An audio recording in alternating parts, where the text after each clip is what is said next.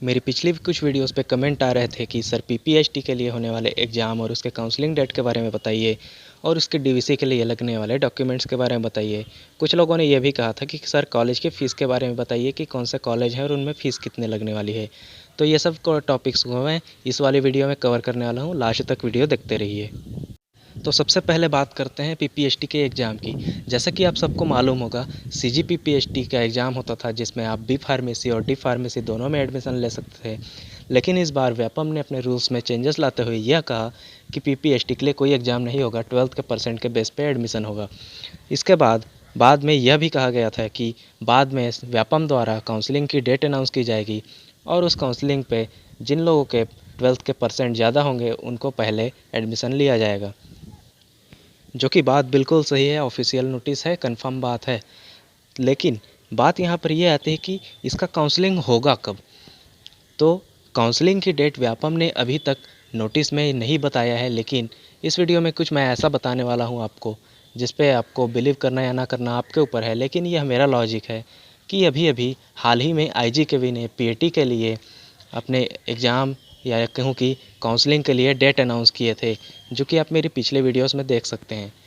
और नॉर्मली ये होता है कि जब किसी एक एग्ज़ाम की काउंसलिंग हो रही हो तो उस दौरान किसी दूसरे कॉम्पिटिटिव एग्ज़ाम की काउंसलिंग नहीं की जाती, कम से कम उसके एक फ़ेज़ के कंप्लीट होने तक इंतज़ार किया जाता है।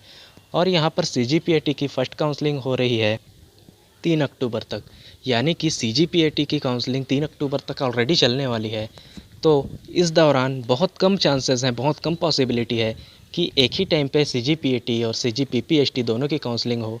तो आप ये मान करके चल सकते हैं कि पीपीएचटी की काउंसलिंग 3 अक्टूबर के बाद स्टार्ट हो सकती है। लेकिन इस बात पर 100% श्योर होकर यह नहीं कहा जा सकता कि सीजीपीएटी के काउंसलिंग कंप्लीट होने के बाद ही पीपीएचटी की काउंसलिंग होगी।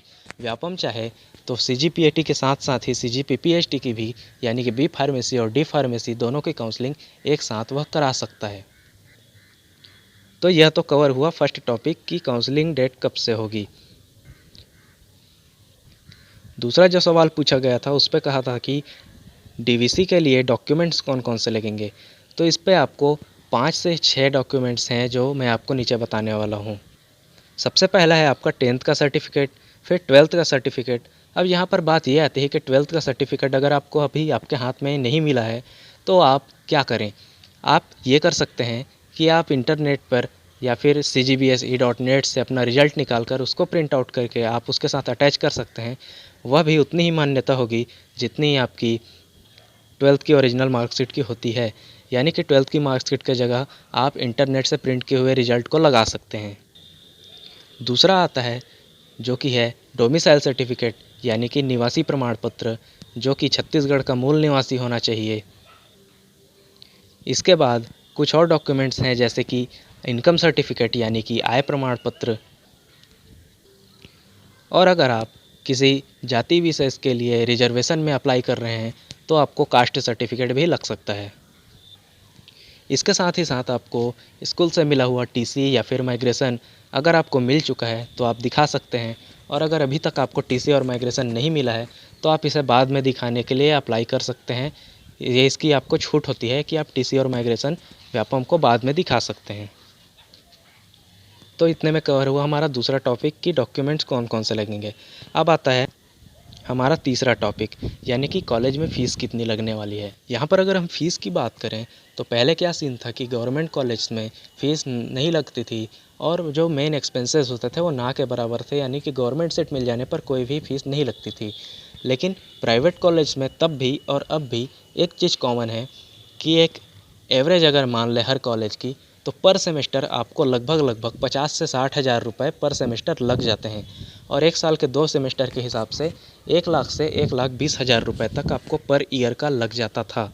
और अब भी यही सीन है कि आपको पर ईयर प्राइवेट कॉलेज में 1 लाख से 1,20,000 रुपये तक की फ़ीस लग सकती है, बी फार्मा और डी फार्मा दोनों में ही।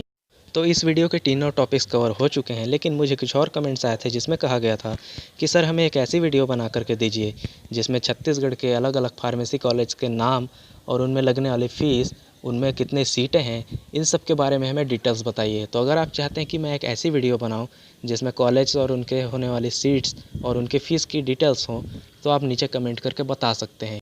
इस वीडियो में बताई गई जानकारी पूरी नहीं है और अगर आप इससे भी ज़्यादा जानना चाहते हैं तो चैनल को सब्सक्राइब कीजिए ताकि मैं और अपने आगे आने वाली वीडियोज़ में इनके बारे में डिटेल से बता सकूं।